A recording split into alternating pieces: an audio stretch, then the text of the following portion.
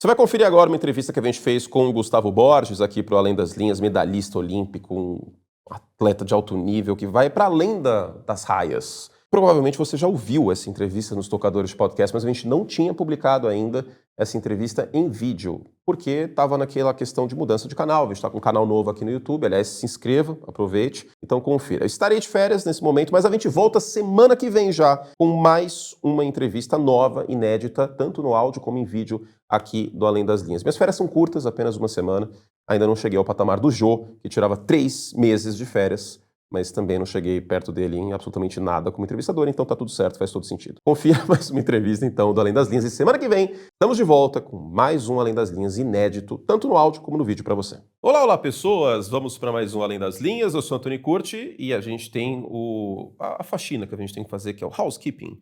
No início do programa a gente fala aquelas coisas que sempre tem que falar no YouTube, e por que sempre tem que falar? Tem um propósito para isso, que é o programa continuar voando. Primeira coisa, se inscreve no nosso canal, não deixe de se inscrever para você sempre ser avisado que tem novos episódios. Acho que você já mentalizou, já lembrou que é sempre quarta-feira à noite, mas não deixa sempre aí a memória te pegar. Se inscreve no canal, ativa o sininho, porque aí o YouTube te avisa com notificação. Já deixa o seu like também, que eu tenho certeza absoluta que você vai gostar da entrevista hoje, porque além de contar bastidores de Olimpíada, fala sobre foco, sobre vida, e não é aquela coisa piegas sabe, de motivação pela motivação, mas realmente, independente da sua área, independente se você é atleta, amador, profissional ou não, eu tenho certeza que a entrevista hoje você assistir ela do início ao fim, vai ter algo positivo para você pegar e melhorar a sua vida. Então, sempre estamos aqui além das linhas. E o segundo recado, claro, que é muito importante, é que o Além das Linhas só é possível e é trazido a você por kto.bet.br.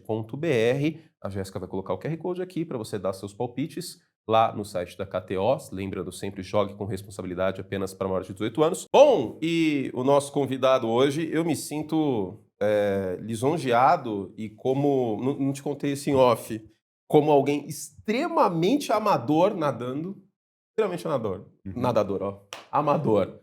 Me sinto lisonjeado de estar ao lado.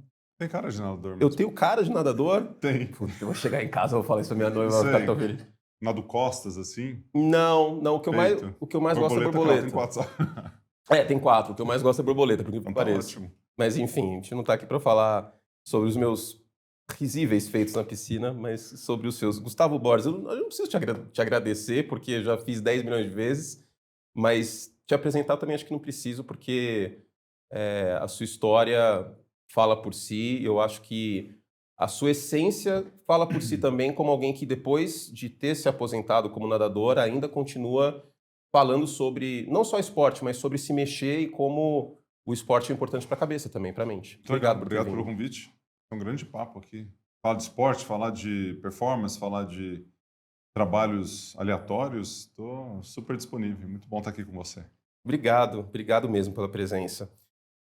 Bom, poucos brasileiros sabem o que é subir num pódio de Olimpíada. O Gustavo Borges conseguiu isso 4 vezes, é um feito e tanto. E eu queria saber, antes de tudo, a água da piscina olímpica é fria? Tô brincando.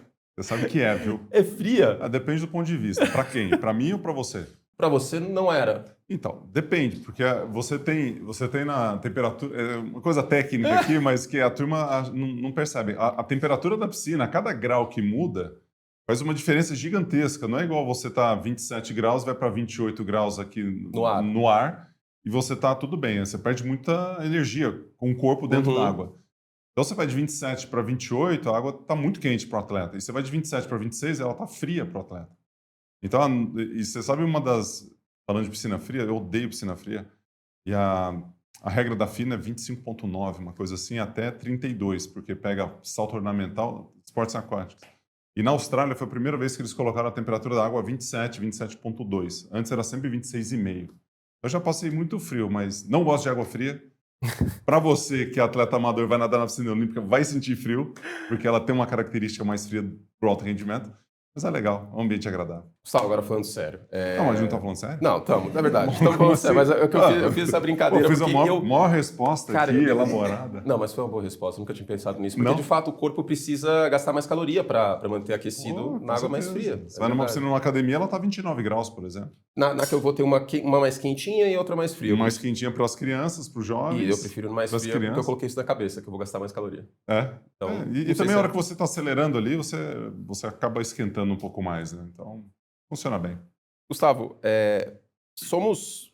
Não sei se conterrâneo é a palavra certa, mas eu nasci em Ribeirão Preto também.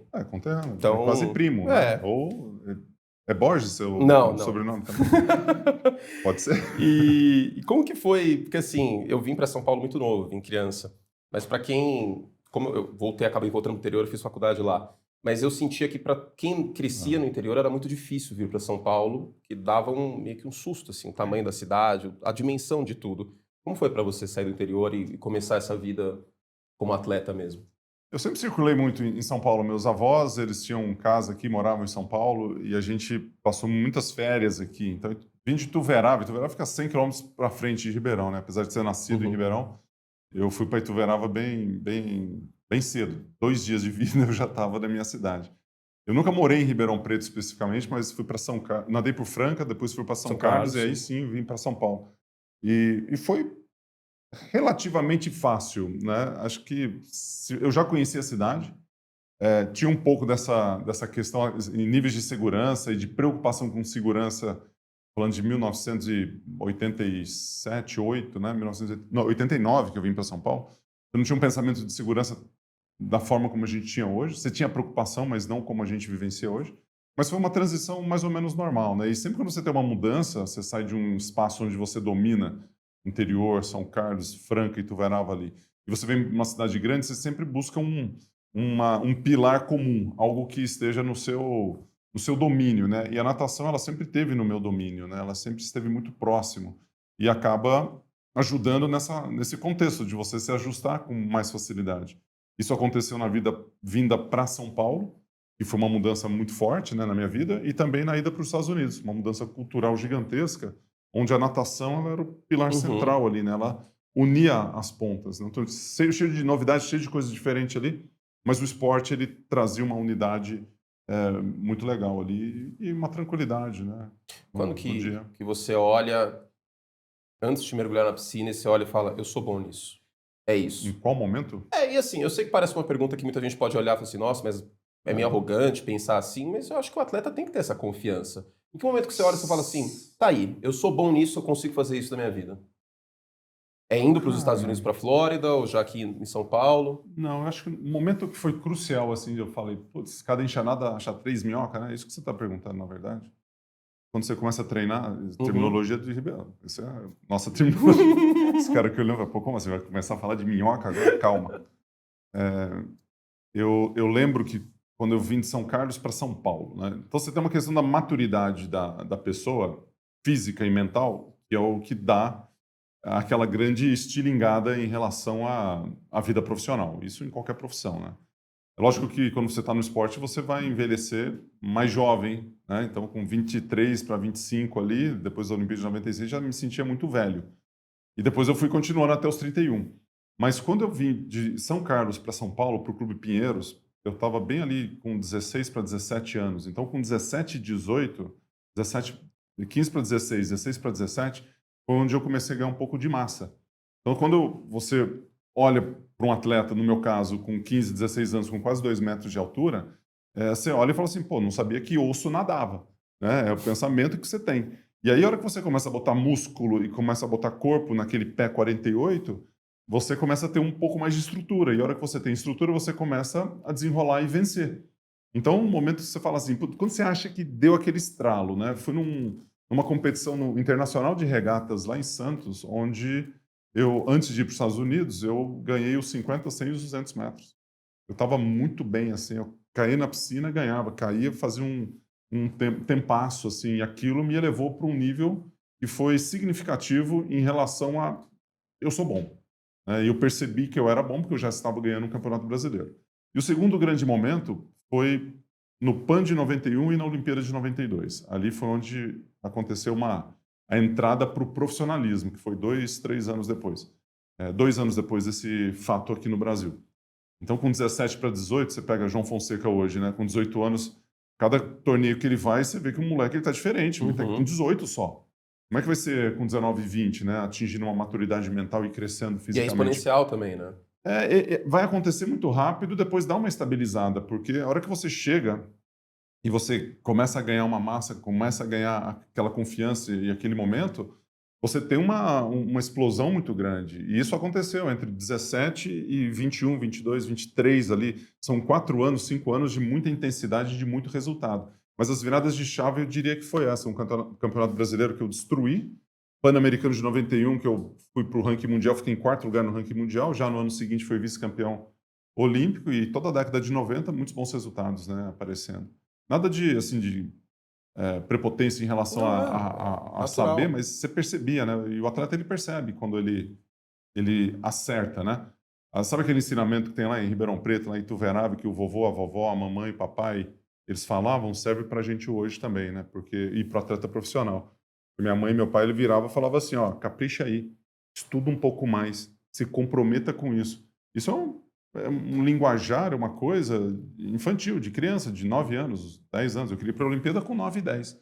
Aí com 17 e 18 eu estou fazendo a mesma coisa que eu fazia com 9 e 10. Aí hoje com 50 eu estou fazendo a mesma coisa que eu fazia com 9 e 10. Pô, se eu caprichar, se eu me comprometer, eu vou melhorar? Caramba, não tem muito mistério nas coisas, né? Às vezes a gente quer complicar demais e as coisas são mais simples do que parece. Aquela velha máxima de que a melhor solução do problema às vezes é mais simples, né? Ela sempre é mais simples, a gente complica demais. Né? E se ela está complicada demais e você não está vencendo, você está na batalha errada, você está no momento errado. Né? E é muito complicado isso quando você está num desenvolvimento profissional. E você começa a se deparar com alguns problemas ali, você só fica batendo de cabeça e você não faz nada a respeito para evoluir, para sair daquela cilada ali. Né? Então, e a cabeça do atleta, o modelo mental do atleta, acho que ele tem uma conexão com isso, porque ele está acostumado a sair de situações difíceis. Né? Seja ele presente em qualquer tipo de atividade, qualquer tipo de treino, né? Principalmente no treino, isso acontece com bastante força. Como que se dá, eu sempre tive essa curiosidade, como que se dá a especialização de um atleta olímpico na natação? Porque, como você bem falou, são 4 estilos, né? O livre, que no fundo vai ser o crawl, mas costas, peito e borboleta. Uhum. O Phelps é uma abominação, claro, não entra nessa métrica. Mas como que se dá... Phelps, ele não entra em nenhuma métrica. A gente vai falar sobre isso, que tem uma frase sua que eu acho que é muito válida. Vou me segurar aqui. Mas vou ter que dar essa cortada porque a gente vai falar sobre isso. Como que se especializa um menino de 17, 16 anos? Fala assim, melhor você focar. O que o técnico fala? Melhor você focar no borboleta. Ou você tem mais explosão, foca no nado livre. Tem algum indicador? Tem, o indicador é sempre o resultado que você obtém daquilo que você está fazendo. Isso para qualquer situação, seja no esporte, seja na vida profissional. Você chegou até onde você chegou, porque teve várias tentativas e erros. Você foi para um lado, foi para outro. Imagino que você deve ter feito uma série de coisas na sua vida profissional. Formado em Direito. Formado em Direito. Não fui por esse caminho. Então, como é que você chegou aqui e está na ESPN falando isso no podcast? Como é que você chegou na comunicação? Né? Lógico que o Direito ele te traz te traz um repertório interessante na hora de você falar, na hora de você se comunicar, que acho que isso é uma capacidade, né? Antigamente, você é bem mais jovem, né? Você é bem mais jovem do que eu, mas eu lembro quando eu comecei a empreender, eu usava pochete. Você chegou a usar pochete? Não. Não usou pochete? Não. Quem usou pochete? Só para correr de vez em quando, coloca aqui na barriga. E eu lembro assim, na primeira unidade academia que eu abri lá em Curitiba, eu estava limpando, assim, até uma foto icônica que a gente fez, eu limpando, tirando, sabe, as últimas poeiras ali com uma pochete, né? E por que eu trouxe a pochete aqui? Porque a pochete é a mesma coisa que a nossa pochete da vida, quando você abre ela, é o seu repertório, aquilo que você tem ali dentro. Então é uma bolsa, né, que você carrega ali, você sai o celular, você sai um negócio, você está preparado para qualquer adversidade, vamos dizer assim, que seja uma mochila cheia de coisa, né? E a pochete tem essa referência do repertório. Então, quando você é jovem, você está nadando e você está criando o repertório, eu cheguei a fazer vários esportes ao mesmo tempo. Então, a primeira decisão não foi nem se eu ia nadar crawl, costas ou peito, era nadar, era fazer atividade física, era fazer um esporte. E eu fiz vários esportes, fiz basquete, vôlei, pela minha altura, era uma característica ali, fiz vôlei até os 14 anos, fiz tênis, cheguei a fazer hipismo, imagina um cavalo, imaginou?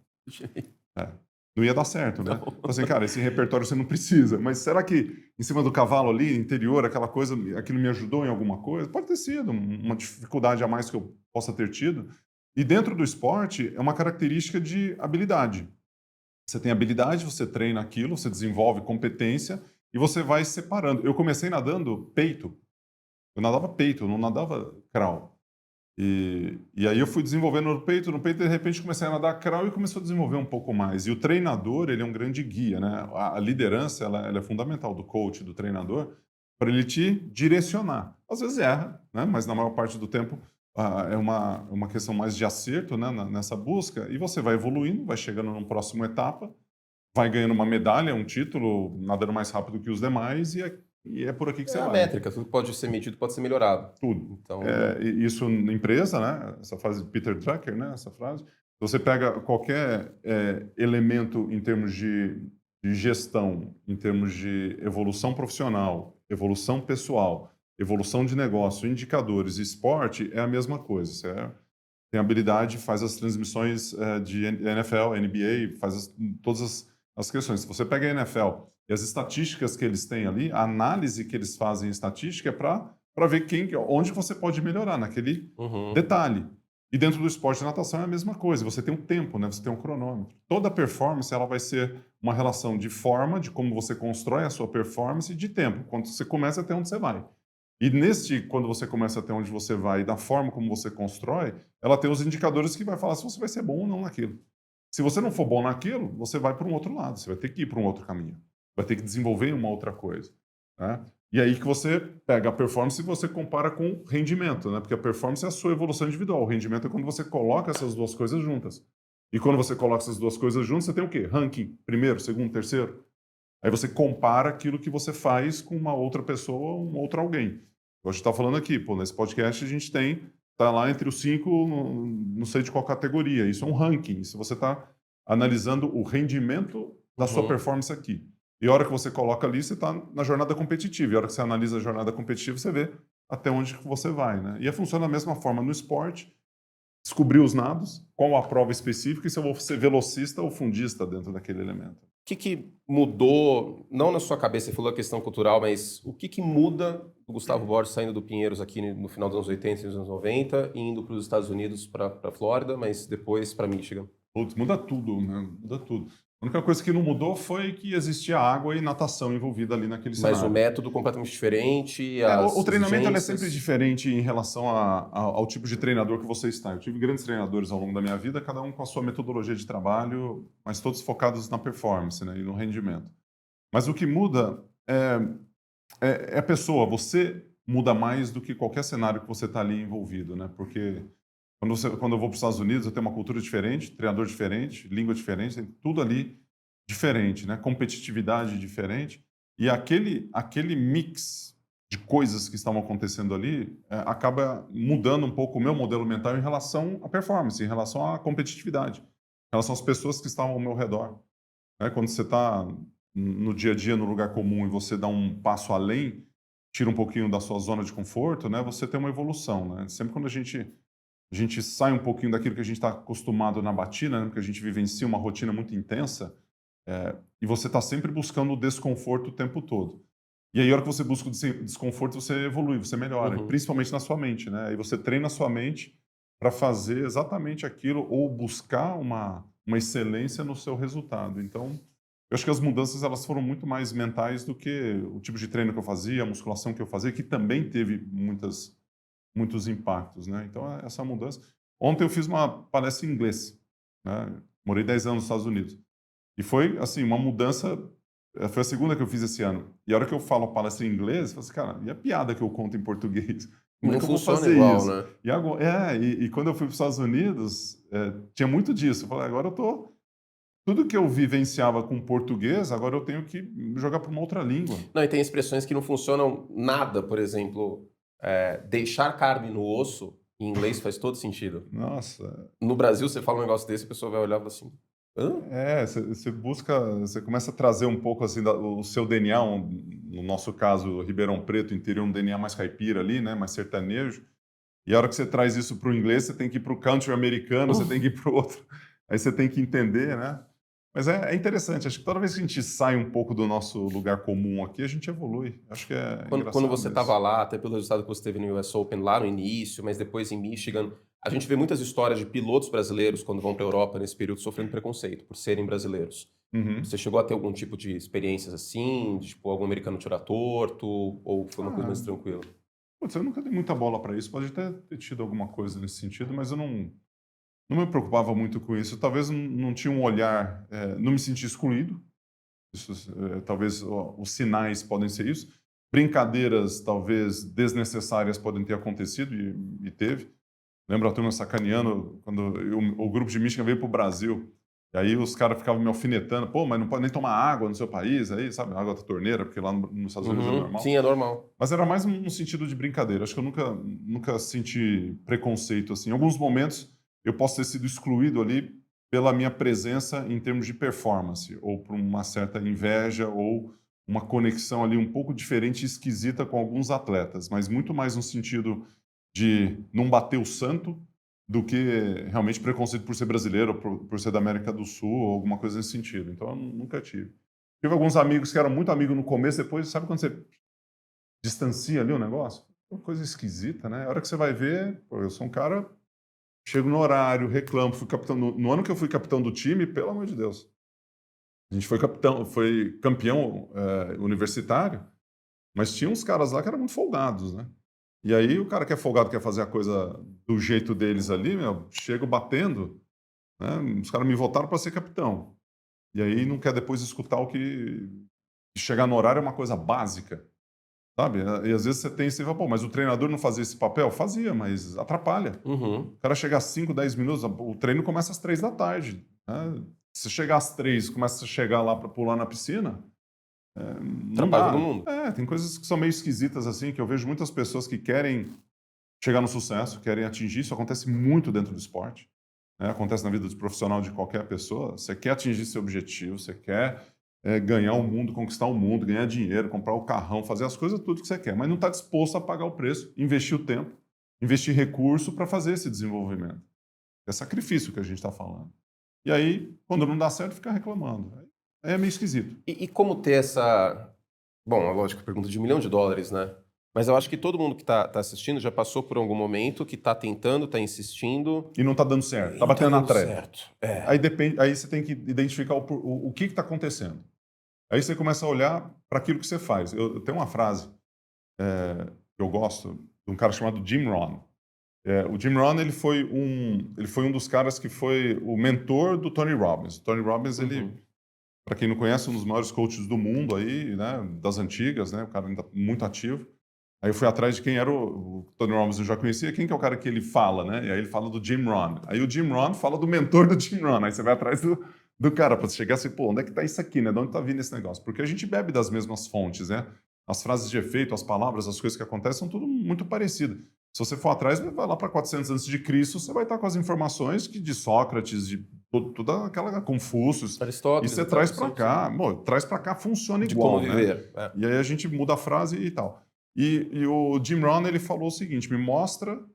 o mentor do Jim Rohn falou para ele, não sei se eu estou complicando demais aqui, mas a frase é assim, me mostre o que você vai fazer ou o que está na sua agenda de ações que você está fazendo na busca do seu objetivo, eu te falo quanto que você tem na sua conta bancária.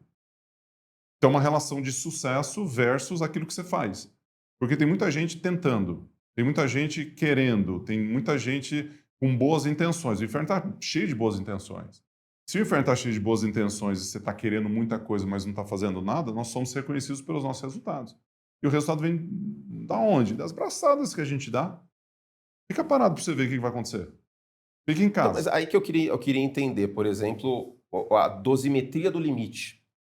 Vou te dar um exemplo prático que aconteceu comigo. Tá. Ontem um amigo meu teve uma reunião, advogado, aí estendeu a reunião, marquei de almoçar com ele. Aí era para ser 12:30, já virou 1 hora. Aí eu almocei com ele, saí 1:30. Advogado é duro mesmo, né? Você é meu melhor amigo, meu advogado, minha noiva é advogada, eu quase fui advogado, mas eu concordo. E aí... Tô brincando. Brincadeira. E aí, beleza, eu tinha uma aula marcada 15 para as 4, que eu tô aprendendo a tocar violino, e eu queria nadar nesse meio termo. Aí, beleza, fui lá, almocei, aí saí do restaurante, comi um berute pequenininho e tal, falei, vou nadar, dane-se, eu quero nadar. Cheguei na piscina, comecei a nadar, passei de 1.000 metros, começou a dar uma dor no meu estômago. Depois do Beirute. E aí eu fiquei Tava cheio. E aí eu fiquei pensando, qual é o meu limite? Essa que é a questão, entendeu? Porque eu acho que todo mundo sabe que tem que se esforçar, que tem que trabalhar. Mas como entender qual é o limite de não se prejudicar, de ser workaholic, de trabalhar muito? Acho que essa é a bússola que é difícil de entender. Esse é É tentativa e erro também? Porque assim, Você fala de limite, a gente está falando do que é suficiente também, né? Porque o limite, talvez você vai no seu limite físico, mental, para fazer alguma coisa. E eu tava vendo, eu não vou saber a referência aqui, então não me pergunta a referência, claro. não qual é a referência. Estudos dizem. Estudos tá? dizem, Estudos dizem. Fizeram uma análise de 2 grupos, né? E aí um dos grupos, e todos sujeitos ao mesmo esforço, pressão e nível de ansiedade no trabalho. Porque a gente fica muito assim, pô, não queria ter pressão no trabalho, isso me deixa muito ansioso. Cara, faz parte do jogo. Se você fala assim, pô, eu quero ser um atleta, mas eu não quero ter tanta pressão assim, você tá. Então, o que eu posso falar para você? Vai ter pressão. Você vai ser pressionado. Você vai ter momentos de ansiedade, de tensão, você vai subir no bloco, vai passar a bola no quarterback, você vai chutar, você vai pegar no gol, sei lá. Você vai ter pressão da torcida, pressão da opinião pública, faz parte. E aí, nesses 2 grupos, eles eram sujeitos ao mesmo nível de estresse e pressão, só que um dos grupos, o pensamento era que isso faz parte do jogo. Tá, ok, eu não estou falando de extremos, nem de baixo nível de pressão, nem no altíssimo nível de pressão que pode te causar um dano mental ou físico. ou físico. Né? Não estou falando do dano. Estou falando daquele nível que é condições normais de temperatura e pressão. O grupo que achava, que pensava que aquela situação era um nível adequado e faz parte do jogo, vivia bem, convivia muito bem, tinha saúde, dormia bem, vida familiar e etc e tal. E o outro grupo achava que aquilo era danoso para a saúde. Aquele grupo sofria mais. Então você imagina 2 grupos de análise, um que vive mais e melhor, e outro que vive mal. Sujeitos ao mesmo nível. Ah, mas as pessoas são diferentes. Beleza, mas isso é uma análise, é um grupo de estudo que foi feito. E aí você entra assim, qual que é o meu limite? Né? O teu limite, ele vai dentro dos seus objetivos, da sua ambição, uma análise do que é suficiente para a sua vida e se faz sentido ou não. Aí você tem a ver com motivação, com pensamento de longo prazo, e aquilo que você faz fisiologicamente para manter seu nível de energia elevado, para que você possa alcançar aquilo. E quando você fala de nível de fisiologia elevado, o nível de energia e fisiologia, é alimentação, é atividade física, é você proteger, cuidar do seu sono, criar hábitos que são básicos na nossa vida, que tem total relação com a nossa performance. Aí você fala assim, pô, beleza, então eu comi e fui nadar. Pô, isso não faz legal. Eu nunca vi ninguém com congestão, mas pode ser talvez o princípio que você tenha tido. Eu continuei e fiz meu 1.200 isso, ali. mas talvez você possa comer um pouco menos. De repente o hábito, o momento, foi uma coisa única, foi uma exceção que aconteceu. Normalmente aquilo não acontece. E é melhor talvez você tenha tido aquele sofrimentozinho momentâneo e ter feito atividade física num dia que talvez você não teria feito atividade física. Então acho que esse equilíbrio, né? É lógico que a gente não pode viver na exceção, mas a gente tem que viver num equilíbrio de acordo com a necessidade que a gente está. Em alguns momentos a gente vai estar meio desequilibrado. O atleta de alto rendimento, ele tem isso, tem um desequilíbrio, assim, no dia a dia, tem hora que você chega no teu limite e fala, cara, preciso descansar. Quebrei. E essa era a minha próxima pergunta. Para um atleta com a mentalidade que você teve e tem, qual é a diferença de cansaço e preguiça? Diferença de cansaço e preguiça. Preguiça é quando você não está afim de fazer. A grande diferença. Quando você procrastina no trabalho, você procrastina no treino, você está inventando algo para você não fazer aquilo porque ela é difícil e você precisa de um esforço cognitivo muito alto para você executar. Vou dar um exemplo para você. Quando eu treinava natação, piscina fria, a gente já balizou aqui que eu já não sou muito fã. A hora que chegava no treino de perna... tem gente que gosta de piscina mais fria. Esse pessoal do fundo, sabe? Pessoal que nada prova mais fundo, né? Então... Mas velocista não gosta de piscina. É rápido mesmo. Não, você fica muito tempo na parede parado. Mas quando eu fazia treino de perna, cara, era um esforço tão grande para eu fazer a perna, que eu ia no banheiro e ficava lá uns 5 minutos para voltar. Isso é preguiça ou é procrastinação no trabalho? Eu entendia isso como procrastinação, porque era um esforço muito grande, doía muito, né? Cansava. Mas eu estava disposto a fazer, mas eu começava a dar aquela enrolada. Aí meu treinador virou e falou o seguinte, beleza, agora, ó, da próxima vez que a gente tem uma série, antes da série, falou o seguinte, quem tá vindo no banheiro aí, vai agora. Porque depois não é pra ir. Eu falei, pô, mas agora você ferrou meu esquema aqui. E eu fiz, e continuei fazendo. Então, às vezes você pode, assim, inventar coisas na sua mente para não fazer. O preguiçoso, ele não vai no treino. O preguiçoso, ele não enrola só num exercício que é difícil, ele enrola em todos. O preguiçoso, ele tem uns objetivos, não está disposto a pagar aquele preço, ele vira um medíocre ambicioso, porque ele quer, mas ele não faz. E quando você fica nesse limbo, aí você vai sendo deslocado. Talvez essas pessoas a gente nem entenda ou nem saiba quem são os nomes, né? Se você pegar os nomes de pessoas que você conhece, que você reconhece, que deram resultados, que chegaram lá, que tiveram sucesso, você começa a identificar que aquelas pessoas investiram tempo e recurso em algo na direção do resultado e tiveram resultado. Por isso que você sabe o nome deles. E quando a gente sabe o nome das pessoas, alguma coisa aconteceu, foram persistentes, foram disciplinados, foram determinados. Por mais que em algum momento ou outro rolou uma falta de atenção e procrastinação no trabalho. Agora eu queria conversar sobre outro conceito com você, que eu acho que para quem consegue um sucesso no que se propõe a fazer, pode ser que em algum momento passe por essa situação, que é o oposto do sucesso, para mim, que é a complacência. Complacência. Não o fracasso, mas a A complacência. complacência, porque, vamos supor no seu caso, claro que isso não aconteceu, mas você vai lá, 100 metros livres, Barcelona, prata. Vai para Atlanta, 200 livre, prata. E aí poderia passar na sua cabeça, eu não estou falando que passou, mas poderia passar na cabeça de qualquer ser humano, tá bom, né? Acho que se eu conseguir ir para o PAN em 99, se eu conseguir para Sydney em 2000, já tá bom. Como lutar contra o já tá bom quando você está no topo? Quando você já foi no topo da colina, aí você olhou e falou assim, já tá bom. Porque eu acho que isso é aquela velha frase de o difícil não é subir a montanha, é permanecer no topo dela. Da onde que vem a motivação quando você já conquistou o que você queria? O ficar no topo da montanha, você não fica, porque você continua a caminhada, né? Ou você vai para baixo ou você tem outra montanha. E às vezes, quando você pega a analogia da montanha, a gente imagina que a gente está no topo e a gente ficou lá parado. Então, atingi minha medalha, atingi a minha. Como foi para você? Cheguei no Passou cume da Atlanta, montanha. como foi para você? Acho que a grande visão que você pode ter, assim, pegando a analogia da montanha, você tem que ter várias montanhas ao longo da sua vida. Isso sem dúvida nenhuma. Você pega a visão de negócio, é como se tivesse propósito e missão para você atingir, né? O propósito é algo que você nunca vai alcançar. Então, em termos de propósito de empresa, uma das minhas empresas é educar por meio da natação. Eu nunca vou atingir isso. Mas eu posso atingir 1.000 clientes no meu negócio. Na questão do esporte, eu posso atingir, por exemplo, impactar a vida das pessoas. Isso é um propósito. Impactar a vida das pessoas através da atividade física, que é o que eu faço. Agora, a missão pode ser ganhar uma medalha olímpica, que é essa montanha. Agora, como você mantém a chama acesa, você tem que ter uma próxima montanha. Você tem que ter uma ambição de fazer alguma coisa diferente na próxima jornada. Você não é só para baixo que você vai. Mesmo que seja contra você mesmo. Pode ser, às vezes você não está nem falando de Olimpíada, né? Eu acho que os atletas, eles passam, principalmente na transição, ou quando eles chegam no topo da montanha, eles começam a pensar o seguinte, já fiz isso, como manter a chama acesa, né? Que talvez essa seja uma pergunta que eu já escutei. E para manter a chama acesa, você tem que ter ambição. A ambição é um dos elementos mais importantes da motivação. E a motivação é um motor propulsor para que você possa fazer a coisa acontecer, para você ir para a próxima jornada, para a próxima montanha. Então, assim, se a minha próxima montanha for outra Olimpíada, qual que é o seu desejo? Então, pode até ser que a sua ambição não seja ganhar a medalha de ouro na próxima Olimpíada ou ser um medalhista. Pode ser classificação, dependendo do seu momento. Vou dar um exemplo prático meu. De 2000 para 2004, eu estava na minha transição de carreira. Meu grande objetivo não era ganhar medalha nas Olimpíadas, já tinha ganhado nas outras 3.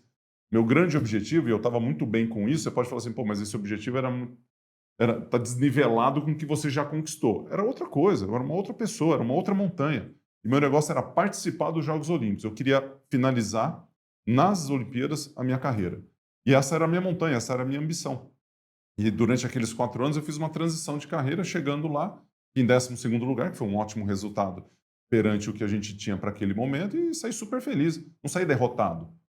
Pô, mas você não ganhou medalha, você ganhou 4 nas outras 3. Mas o seu objetivo foi alcançado. O meu objetivo foi alcançado, que era fazer o índice, que era continuar vencendo no Brasil, né? Eu fui campeão dos 100 metros nado livre. O César pegou 5º lugar, né? Ele quase foi, 5º ou 6º no 100 livre, quase foi para as Olimpíadas já em 2004, né? O César estava muito jovem naquela época. Chega todos aqueles jovens ali e fala assim, cara, meu objetivo é esse. E eu estava numa transição para empreender, para fazer outras coisas. E quando você está nesse momento, cara, a jornada é outra. Daqui a pouco vai ser uma transição de carreira, aposentadoria, netos, uma montanha familiar. A gente tem que ter um grande objetivo, né? E acho que um dos maiores problemas que a gente tem da humanidade é a gente achar que a gente já chegou lá. Assim, já cheguei lá, já tá tudo bom. Acabou. Eu, e aí, mas o que você vai fazer? Não, tá tudo bem. Então, beleza. Então, você vai fazer o quê? Nada, vou ficar aqui, me aposentei. Cara, e a mente para trabalhar? Não tem neto, não tem família, não tem pai, não tem mãe, não tem irmão? Qual que é o objetivo familiar aqui? Construções em termos de casal funciona da mesma maneira? Qual que é o objetivo em comum que você tem dentro de casa para que você possa fazer uma outra coisa? E o esporte não é diferente disso. Se você tem uma única montanha e o seu único grande objetivo é uma medalha olímpica e você não consegue, você vai ser um eterno frustrado pro resto da sua vida. Não vai ter ambição ou chama que vai reacender a tua motivação para fazer qualquer outra coisa. Esquece. Então, o meu maior desejo, você pergunta para mim, o que que faltou na sua vida? Faltou a medalha de ouro. Nossa, eu treinei minha vida inteira para ser medalhista de ouro olímpico. Tenho 2 pratas e 2 bronze. Tá? Primeiro que seria uma injustiça tremenda eu falar dessa forma perante meus adversários. Cara, eu honro meus adversários. Os caras treinaram pra E era o caramba, Popov, tiveram né? resultado. Popov, todos eles lá, o Gary Hall, o Fernando Scherer, todos. E quando você tem oponentes tão fortes, eu sei o quanto eu treinei. Eu imagino o tanto que eles treinaram. Para me vencer, então, cara, tem que dar os parabéns. Aí eu chego para você que meu grande sonho era o ouro olímpico. Ah, mas você não conquistou. Pois é. Aí eu vou, o quê? Vou chorar aqui sobre o ouro olímpico que não veio? Então, é assim, era um grande objetivo a medalha de ouro? Claro que era.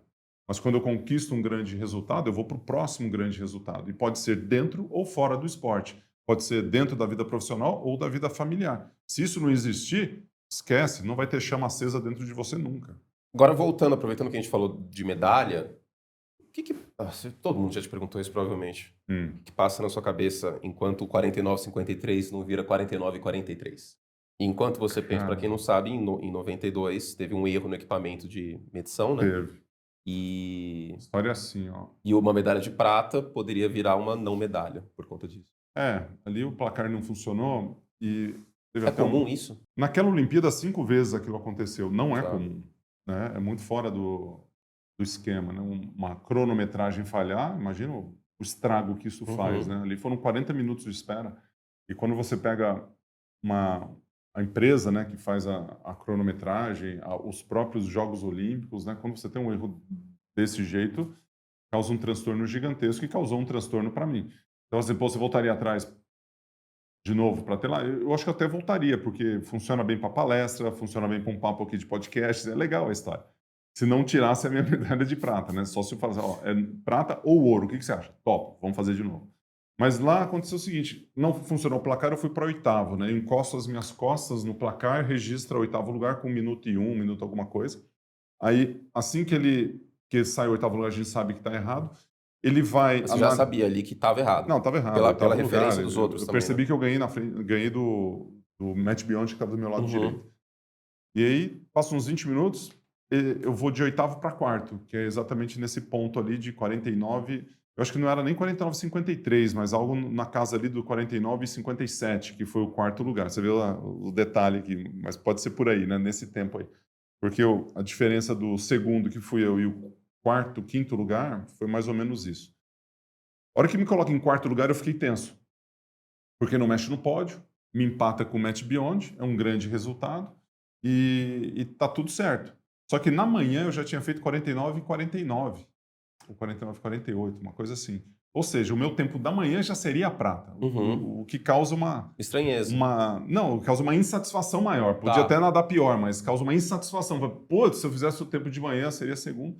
Mas como demorou ainda para o resultado oficial, passaram-se mais 20 minutos para continuar a análise. Dizem, né, a turma ali, que um juiz, que era o Salinas, que era um juiz peruano, falou que eles analisaram na primeira vez só a minha raia do tempo. Aí colocaram o meu tempo versus a competição. Falou assim, negativo, a gente vai analisar todo mundo, por isso que demorou tanto.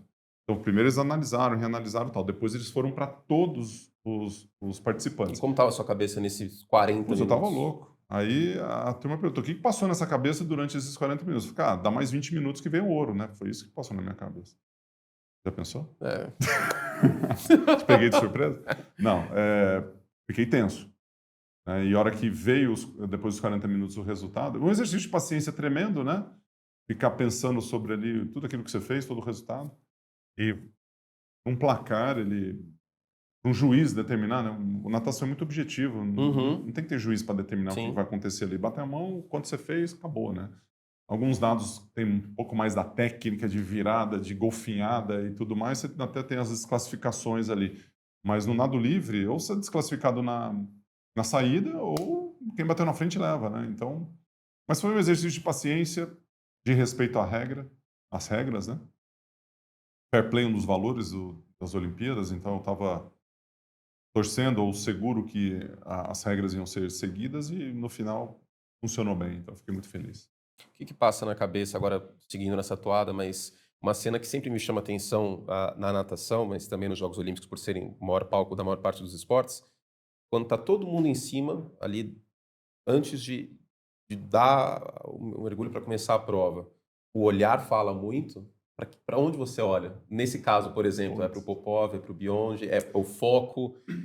E que o atleta de alto desempenho está pensando segundos antes de começar, o momento que pode definir a vida dele. Olha, se ele estiver pensando em muita coisa, ele está fazendo alguma coisa errada. Você não pode pensar em muita coisa. Você já fez isso no treino. Uma vez eu fiz uma conta de quantos itens numa prova de 100 metros nado livre eu precisava me preocupar. Eu parei em 150. 150? 150 itens que eu preciso me Durante a preocupar. prova ou antes também? Não, subi no bloco, começou a prova. Posicionamento, então subo no bloco, primeira ação. Tá. Apito, primeira e subi no bloco. Subi no bloco, posição da mão, do braço, do pé, da cabeça, do corpo. Aí tiro de largada. A hora que dá o tiro de largada, você já está no oitavo. A hora que você está no tiro de largada, você tem a movimentação para frente. Aí Uhum. você vai para os detalhes Impulsão. todos técnicos. Impulsão, Posição da detalhe mão. aqui, posicionamento, primeiro abraçado, primeiro respirado. Então você tem tudo isso ao longo de 100 metros. Então é um número tão alto de exercícios, só na saída, até você dar a sua primeira abraçada, você tem uns 20, 25 itens que passam ali, que isso tem que ser treinado no dia a dia. Por isso que se treina, né? A hora que você treina com tanta frequência, você precisa... Para Você tirar não, aquilo da cabeça e não ser você não consciente. precisa ficar...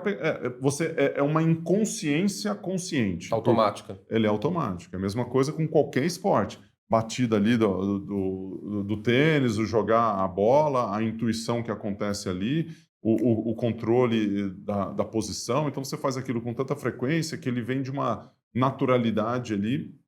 É incrível.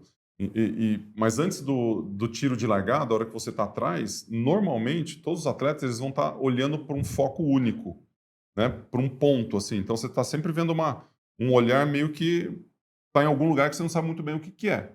Se você vê muita gente olhando, tudo bem e tal, muito disperso assim, pode até ser uma defesa de alguns atletas, isso ok, mas normalmente você está na sala de balizamento, você está atrás do bloco, o cara está concentrado. E não é que ele está pensando, vou escutar o tiro, vou subir, depois eu vou me posicionar, depois eu vou dar a primeira abraçada, você não está pensando em nada disso. Você está pensando assim, tiro vai, né? Posição ótima, sai, primeira abraçada, longo e rápido. Você tem momentos que passam na sua cabeça. Aproximação, giro, impulso, deslize. Não é assim, primeira abraçada, entrei, agora eu vou cotovelo. Você não pensa nisso. Você já está automatizado. E muitas vezes a turma que está atrás do bloco ali se dispersa com torcida, olha para o lado, vê o tamanho da panturrilha do adversário do lado, que o Popov tinha uma panturrilha desse tamanho, fala, nossa senhora, o tamanho da panturrilha desse cara. E a minha aqui, esse franguinho aqui, como é que eu vou ganhar desse cara?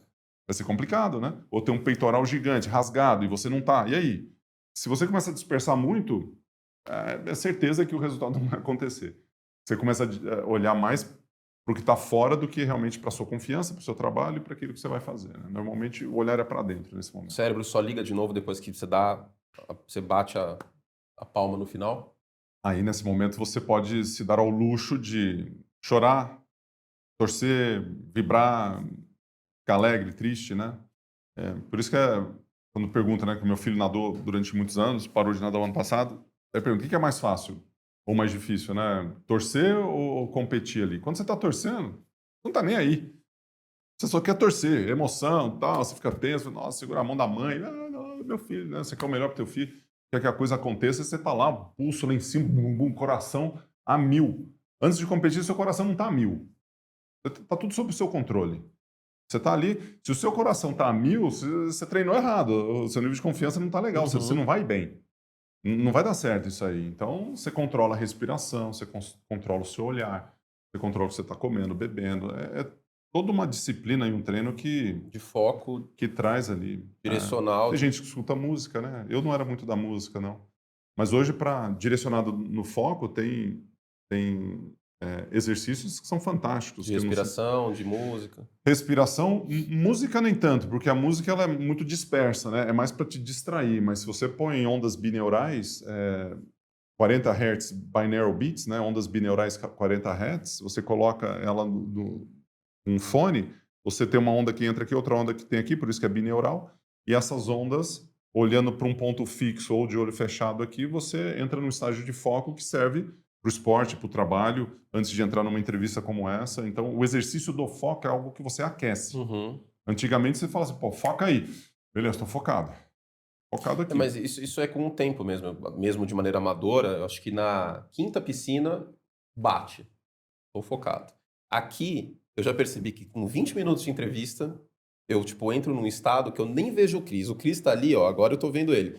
Mas ele vira um borrão pra mim. Eu acho que esse é o foco. Com todo respeito, Cris. Mas. A hora que você diminui o que está ao teu redor, e no esporte acontece isso também, que você está lá na Olimpíada, tem 15 mil pessoas, 20 mil te assistindo. Para natação é uma coisa gigantesca. Ninguém está acostumado com 15 mil pessoas na natação. As competições são pequenas. Por isso que tem gente chegando nas Olimpíadas e fala, cara, como assim? Você tem um cara entrevistando querendo saber se você vai ganhar medalha, se você for bom o suficiente para isso. Você vai ter 15 mil pessoas ali, você está num ambiente completamente diferente. E a chegada na Olimpíada de 92 foi muito isso, porque foi a primeira vez. Aí a antecipação, né? Aí um treinador experiente, você dá umas voltas no quarteirão ali antes, é importante, né? Para você conhecer, para você se conhecer um pouco melhor. Tava lendo sobre a história do Senna, que já li muitas vezes sobre, já vi muito, e agora eu esqueci o nome, mas ele fala que o maior rival dele foi no kart. Não foi o Prost, não foi o Mansell, foi no kart. Eu queria saber de você, tem algum... Grande rival É o antes? Popov, é o Biondi por causa dos Estados Unidos? Quem que seria seu maior rival? Ou é alguém, sei lá, no Pinheiros em 89, que você olha e fala, que ele é meu maior rival? Dependendo da fase, pô, teve um carinha quando eu nadava peito, ele era metade de mim e me detonava, né? Esqueci o nome dele. Mas eu acho que um dos grandes concorrentes que eu tive, inclusive durante a pandemia, eu fiz uma série chamada Rivais. Está lá no meu YouTube, inclusive. E eu entrevistei todos os meus grandes rivais, com um olhar assim, e aí, né? Como é que foi essa relação? O que você lembra da gente juntos e tal? E eu falei com o Gary Hall Jr., falei com o Matt Biondi. Aí o Matt Biondi era muito mais ídolo do que rival, né? Falei com o Popov e com o Fernando Scherer. E esses quatro, tirando o Matt Biondi, que era mais velho e estava no fim da carreira ali, ele era um ícone do esporte, dos 100 metros nado livre, dos 200, uma referência grande. Mas o Gary Hall e o Popov internacionalmente ali, eles tiveram um impacto muito grande ali na minha vida, assim como o Fernando, o Scherer. Porque o Scherer ele chegou em 92 e eu já estava ali com medalha olímpica, né? Já estava... Resultado no PAN. já tinha resultados no PAN e tudo mais. Então, assim, esse cara não vai virar, né? E depois ele se tornou o que tornou, ao longo da década de 90, um grande competidor, um grande amigo e, assim, e muito intenso. Mas ao longo da minha jornada, pegando esses três, esses foram os mais importantes, assim, e eu acho que o Fernando, talvez até mais do que Popov e Gary Hall, porque a gente tinha uma luta interna aqui, né? Eu lembro de uma vez, eu perdi do Xuxa no Campeonato Brasileiro, e eu estava treinando para a Olimpíada de 96. Né? Em 96, eu estava treinando para ser campeão olímpico. Né? O meu treinador, o Greg Toy, lá nos Estados Unidos, ele estava muito intenso, né, com essa busca ali. A gente finalizou com uma medalha de prata e um bronze, com um resultado espetacular. Só que a gente queria, né, vencer, ganhar do Popov. E aí estava o Gary Hall chegando, aquela coisa toda. E aí eu perco no Campeonato Brasileiro do Fernando Scherer. E chego para treinar de volta, continuar meu treinamento olímpico para 96 lá. Primeira coisa que o Greg Troy me pergunta quando eu piso lá no treino é o seguinte: e aí, como é que é ser o segundo do Brasil? Eu falei assim, cara, você está querendo ser o primeiro do mundo, você não consegue ganhar nem no Brasil, né? Foi mais uma alfinetada ali, né? E o Greg Troy ele tinha um pouco dessas artimanhas ali, né? De provocação. Ele sabia até onde me provocar. Eu falei assim, ó, precisamos melhorar algumas coisinhas, né? Eu falei assim, bora lá, pau.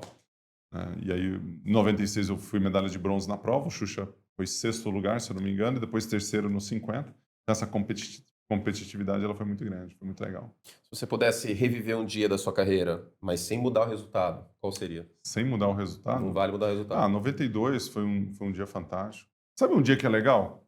Uma das provas que eu mais me senti bem, assim, talvez seja esse? Ou você fala de qualquer outro? Qualquer um, mas acho que essa é uma. Pra fugir do óbvio, acho que essa é legal. Uma vez me perguntaram assim, qual que é o melhor momento da sua carreira, o momento mais marcante, não o melhor, mas o mais marcante, e não pode ser uma medalha, um título, um recorde mundial ou um troféu. Uma boa pergunta. É uma pergunta bem... Eu tenho essa resposta também, mas não seria a mesma da sua. Esse momento marcante foi a eliminatória do 100 metros nado livre em 92, porque me deu a oportunidade de disputar a medalha. Aquilo ficou muito... Quando veio essa pergunta, eu falei, cara, começa a tirar tudo que tem ali de recorde, de título, de medalha, as eliminatórias, que é o passo a passo, né? Mas um momento marcante, assim, que eu gostaria de reviver, eu lembro da prova de 200 metros nado livre em 1995, lá em Mar del Plata, que eu dominei aquela prova, eu brinquei com os meus adversários, eu sabia que eu estava brincando dentro d'água. Eu ganhei a prova de um cara chamado Josh Davis, que, multimedalista americano nos revezamentos, um amigo e um cara que era bom pra caramba, mas brinquei com ele na prova. Tinha Greg Burgess, que treinava comigo na época, tinha na Flórida, e tinha mais um ali. E sabe quando você cai na água e fala assim, eu não vou perder essa prova, mas nem a pau. Tá? Eu estava tão confiante ali, sabia, e eu fiz um tempasso ali, foi ali, em 95 eu melhorei um tempo que eu tinha feito só em 1991 no PAN. Olha, eu levei 4 anos para melhorar o tempo. Bati o recorde pan-americano, recorde sul-americano, foi uma prova assim incrível, né? E me deu aquela confiança de ganhar medalha em 96. Mas foi uma prova tão gostosa, sabe? Que você cai assim, você domina e fala, agora eu vou acelerar. Aí você acelera, agora eu vou, né, pressionar, agora eu vou pôr perna. Puta, a perna veio, sabe quando você pensa, a coisa vai acontecendo.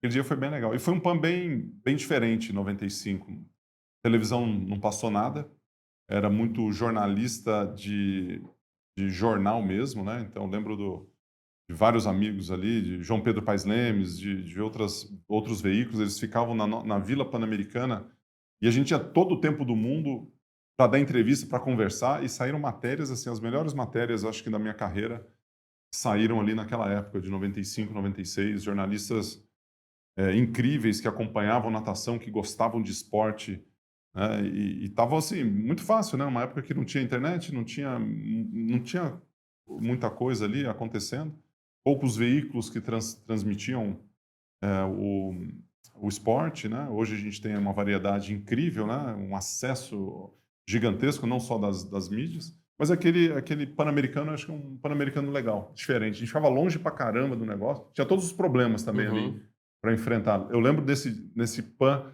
Joaquim Cruz com a gente lá.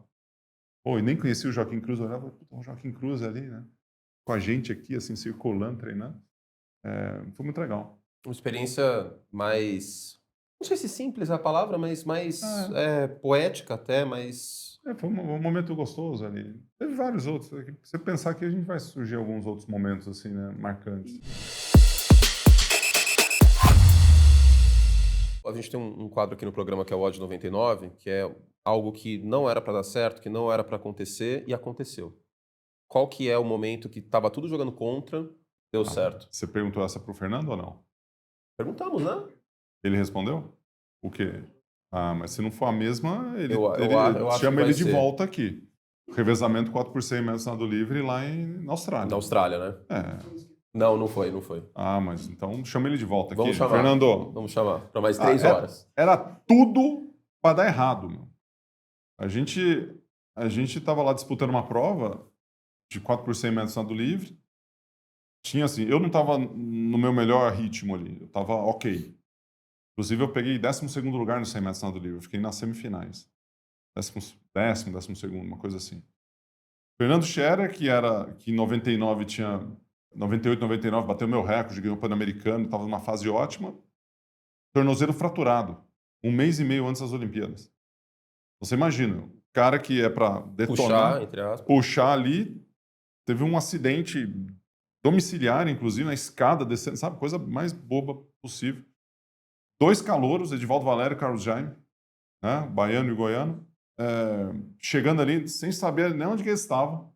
Chegando lá assim, onde é que eu tô aqui? Pô, Olimpíada, gente. Jovens, vamos aqui, sabe? 2 calouros. Falei, cara, vem. Sempre assim, ó. Pra cá. Pra cá. Turma, aqui, ó. Vamos juntos. Não sei o quê. Pra não perder os 2. E eles nadaram pra caramba. E a gente tinha Austrália e Estados Unidos bombando.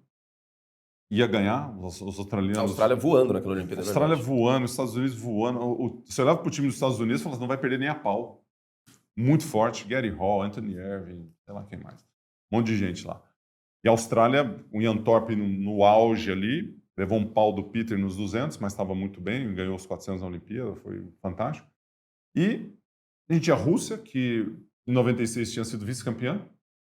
Tinha a Alemanha, que foi terceiro lugar em 96 e estava com um time ok.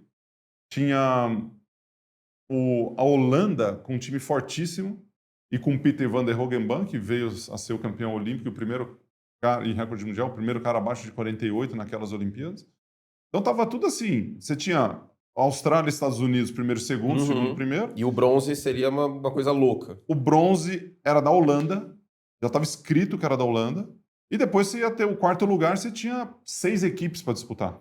Ou seja, ser finalista já era um baita resultado. Nesse Finalista, contexto. a gente tinha confiança que dava para entrar. Tá. O nosso pensamento é, na final, a gente vai para cima para ganhar essa medalha. É a única medalha que dá para a gente ganhar aqui. A gente está sentindo isso. Só que vai ser difícil ganhar da Holanda. E aí, a hora que vai para as eliminatórias, o que acontece? O Peter, que é o melhor atleta da Holanda, ele é descansado. Eles colocam para nadar só à tarde. E colocam um alternativo, um cara ali para fechar o revezamento da Holanda, para o Peter descansar, para que ele pudesse nadar só as finais. Isso é comum acontecer. Os Estados Unidos e a Austrália, eles tiram 2 atletas.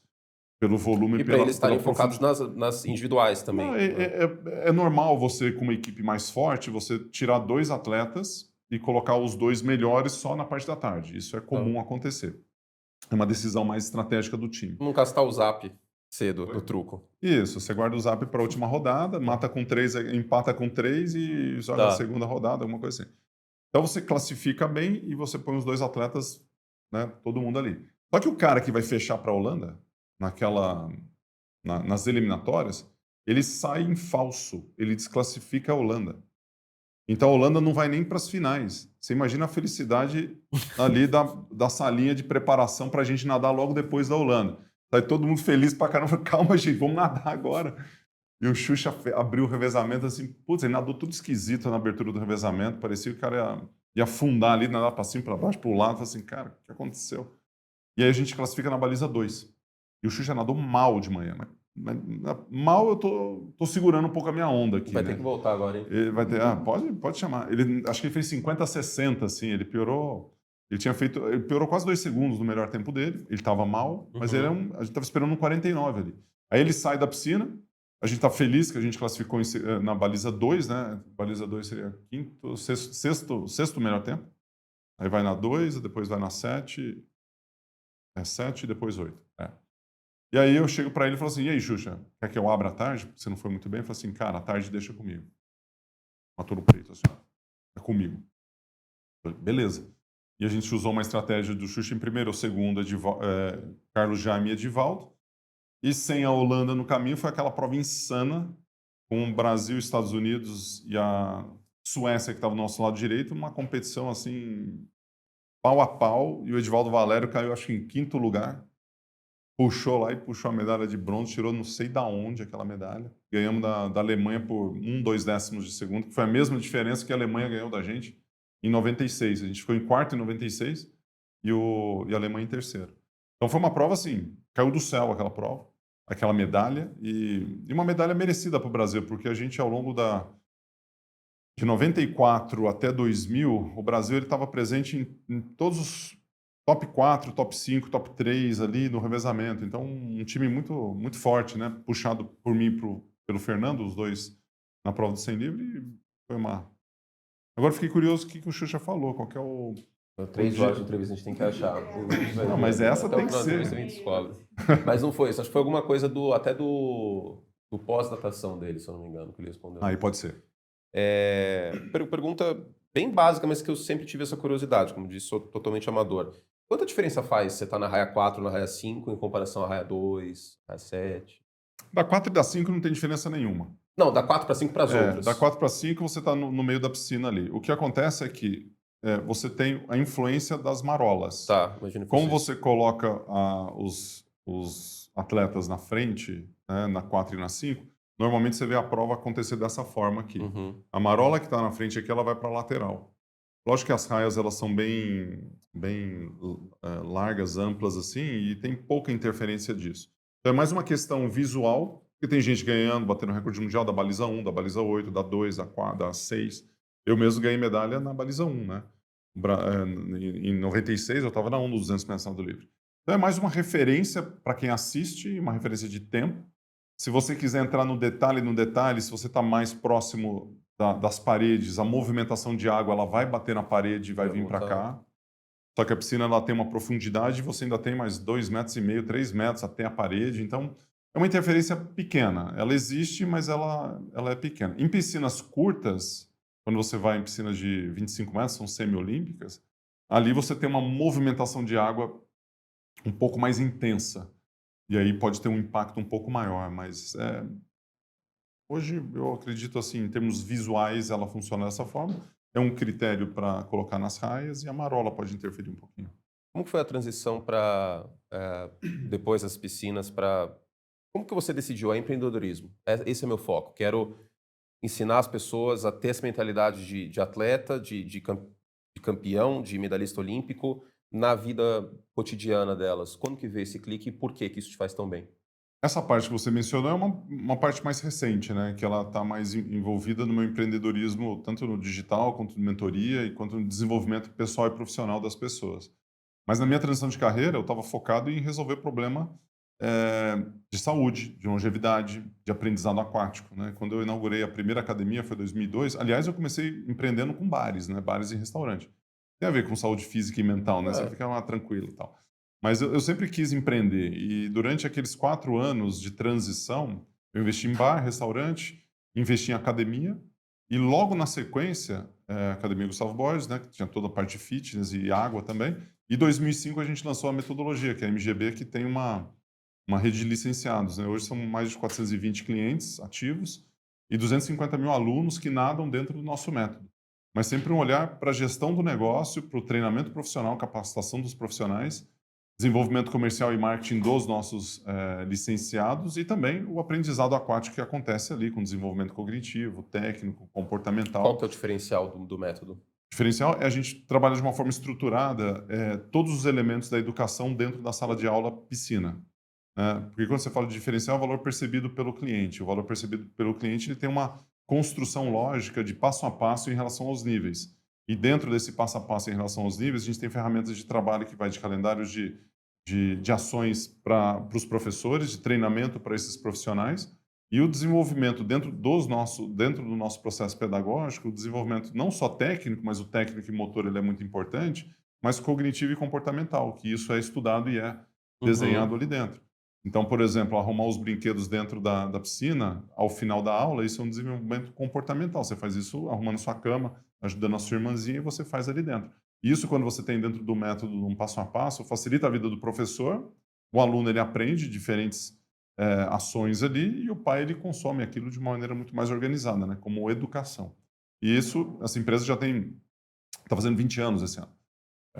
E aí o empreendedorismo ele surgiu disso, na necessidade de empreender mesmo, são negócios, né? Eu nunca fui para o lado de treinador, nunca fui para o lado de borda de piscina, mas sempre ajudando e auxiliando a formação, né? E negócios que são relacionados a isso.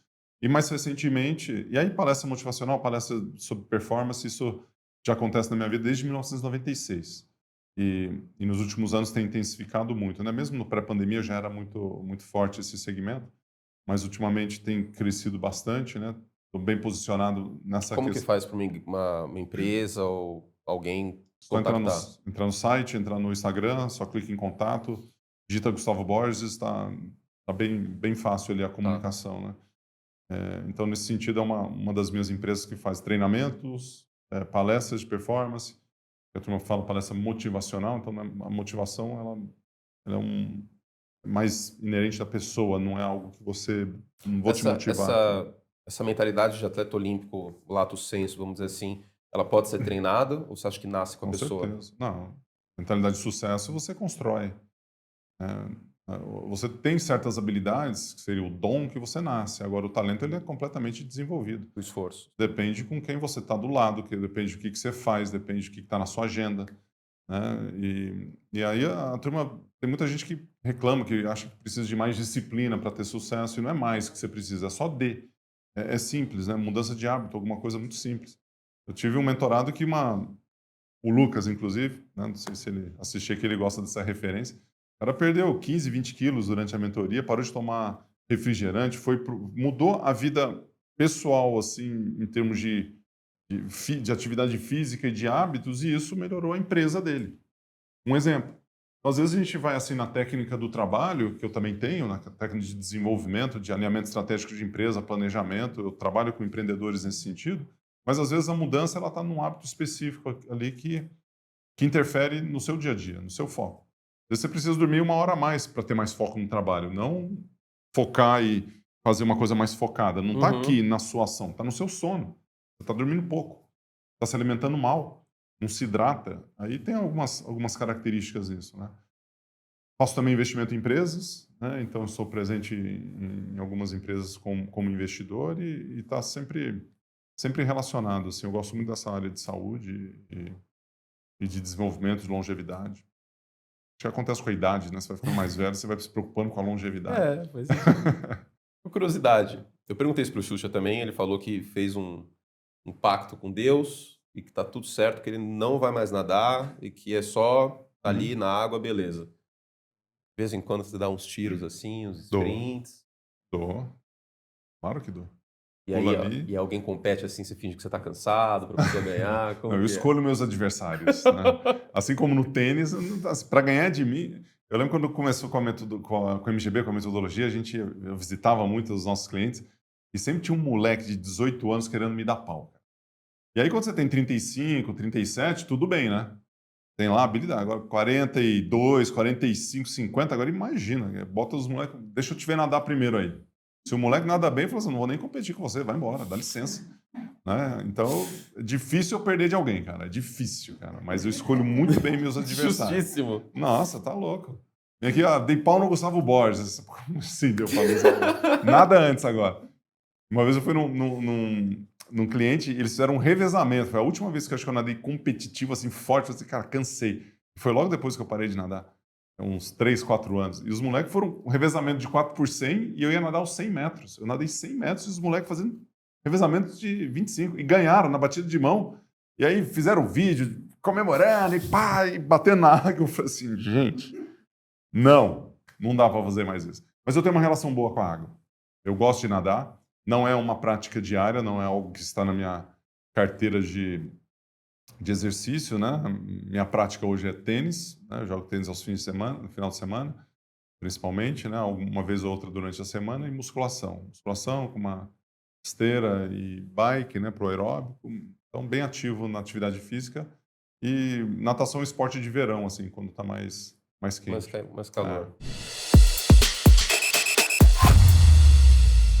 Para terminar, a gente tem 2 perguntas. A primeira é a seguinte: você já deu algumas declarações exaltando bastante os feitos do Phelps. Michael Phelps, seu, entre aspas, colega em Michigan, né?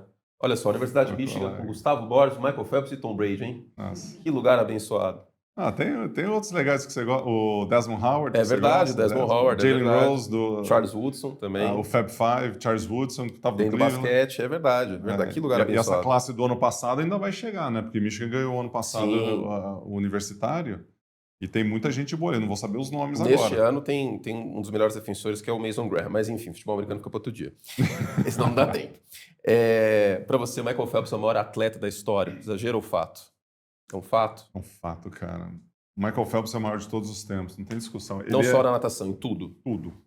Tudo. É lógico que tem o meu viés aqui, né? Mas eu gosto de comparar o Michael Phelps com qualquer outro atleta. Ele é um atleta versátil. Você fazer na velocidade e de fundo é uma coisa bizarra para qualquer Tem atleta. vários estilos, é muito bizarro. Então é igual o Usain Bolt ganhar os 100, 200 rasos e depois ganhar a maratona. Não dá. Ele precisa ganhar, depois tiro de arco e flecha, campeonato de cuspe. Aí ele fica metade do Michael Phelps, né? É mais ou menos. Então, nesse sentido, quando você pega um atleta, aí tem as várias comparações. Pô, você tem o tênis, tem 4 grandes slams por ano. Você tem uma única prova, que o tênis é masculino, feminino. Você tem uma categoria, né? Profissional. Então, você tem várias várias nuances ali, mas o Michael Phelps ele ficou durante tanto tempo e tão versátil em tantas provas. E lógico que ele tem uma característica que ele é americano, né? E no fato de ser americano você tem mais medalhas por conta dos revezamentos americanos, e já traz ali um algo a mais, né? Igual o Usain Bolt ser jamaicano, que aí também Uhum. característica de velocidade de corrida. Mas eu gosto da ideia do Michael Phelps. É lógico que é mais uma colocação assim que traz uma polêmicazinha, né? Porque você tem as preferências. Gosto muito do Tom Brady também. Você pega a longevidade do Tom Brady e os títulos que ele teve, né? E fora ele é de Michigan também. Michael Jordan é um cara que eu admiro muito em termos de resultado, principalmente para um cara que fez, parou, voltou, fez de novo. Isso para mim é um ato assim de disciplina incrível, mas é questionável, claro, Sim, né? não Mas tem eu resposta gosto, certa. gosto muito da referência do Michael para isso. Mas eu acho que é válido a No seu menção. caso, no seu caso, quem que é? Ah, o meu caso, eu sou Brady Zete, É né? quem? Eu sou Brady Zete. Eu vou pro Tom Brady, Brady Zete. Hum, Então, a o Brady longevidade e a Zete. disciplina dele é muito bizarro. Hum. É muito, muito fora da... Geralmente um jogador de futebol americano na posição dele com 38 anos está derretendo. E ele com 41, 42 está voando ainda. Então, Ah. eu acho muito, muito absurdo. E o foco dele... Você sabe, sempre assistindo, você, por mais que não acontecesse, você sabia que tinha uma Hum. chance. Sabia Uhum. que o cara ia dar um jeito. Mas o Então, quarterback ele fica paradinho ali, né? Jogando e tal. ele é um dos últimos a ter essa Provocação. postura um pouco Eu menos adoro o Tom Brady. Tom Brady móvel. pra mim é top 5. Top 5, Tom Brady. E para agora sim, para terminar de vez. E antes já fica meu Hum. convite, volte, por favor, tem tantas Voltar outras aqui? coisas, por favor. Faltou coisa aí? Ah, faltou muita coisa. Nosso roteiro, a gente tem um dossiê aqui, ó. Sério? Não, mas essa pergunta ela requer um tempo, que é a seguinte, eu faço para todos os convidados para a gente terminar a entrevista. Imagina que você vai assistir essa entrevista daqui 10 anos, 10 anos. 2035. Que mensagem que você gostaria de passar para você mesmo? Cara, uma mensagem. Eu tô assistindo daqui 10 anos, né? Isso, em 2035. Cara, uma mensagem otimista sobre os objetivos que eu tive, que eu tenho hoje em relação à construção de família, de negócio e de profissional e pessoal. Daqui a 10 anos, é uma mensagem assim: cuide bem dos seus netos.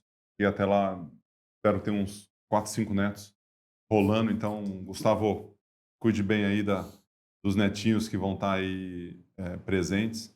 É, Aproveite as viagens com a sua esposa, aproveite os momentos mágicos da vida com a família, com os amigos e cuide da turma aí da melhor maneira possível que você tem em relação a trabalho. Continue empreendendo, né, com força, ajudando as pessoas, transformando a vida das pessoas através, às vezes, da palavra só, né?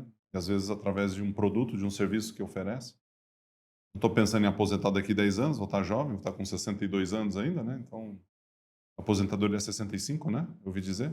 Então, Não é todo mundo que vai conseguir. Minha programação é até os 75, foi pelo pensando menos. nisso aí, 75? Ah, pelo menos. Espero que o programa ainda exista em 2070, sei lá. Nossa Senhora. Você tem quantos anos? Quantos anos você acha que eu tenho? 38? 40? Putz, 35? ferrei. 32?